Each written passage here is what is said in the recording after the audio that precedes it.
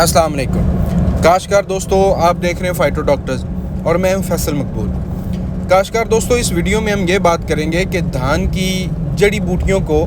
धान की पनीरी के अंदर तल्फ करना क्यों ज़रूरी है। काश्तकार दोस्तों, मैं आपको दिखाता हूं कि कई ऐसी जड़ी बूटियां होती हैं जो कि धान के पौधे के साथ बिल्कुल मुमासलत रखती हैं, जिसके अंदर सबसे जो नुमाया जड़ी बूटी है वो घोड़ा घास है।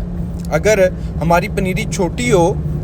तकरीबन 20 से 25 दिन की हो, और हम अगर उसे शिफ्ट करना चाह रहे हैं तो उस पनीरी और उस जड़ी बूटी के अंदर डिफ्रेंशिएट करना, फ़र्क करना बज़ाहिर बहुत मुश्किल हो जाता है। अगर इसको हम थोड़ा टेक्निकली देखते हैं तो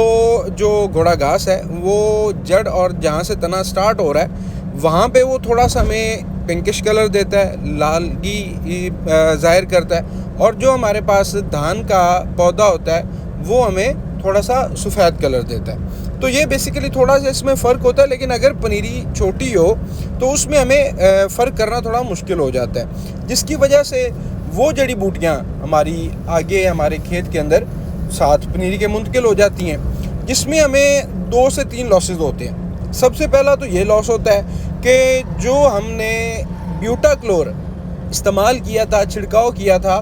उसका मकसद ही फौत हो जाता है जब हमारी पनीरी के साथ ही जड़ी बूटी मुंतकिल हो जाती है। और फिर एक दफ़ा तो हमने ब्यूटाक्लोर का ख़र्चा कर लिया और फिर जड़ी बूटी साथ मुंतकिल हो गई, तो फिर हमें जड़ी बूटी के लिए अलग से,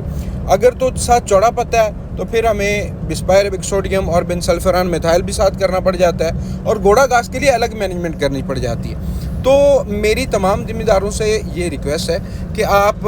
धान की जड़ी बूटियों को आप कोशिश करें कि पनीरी के अंदर ही उनको तल्फ करें। उसके ऊपर आप मुख्तलिफ, जैसे आपके पास जड़ी बूटियां हैं, आप उस हिसाब से अपनी पेस्टिसाइड, अपनी हर्बिसाइड आप चूज़ कर सकते हैं।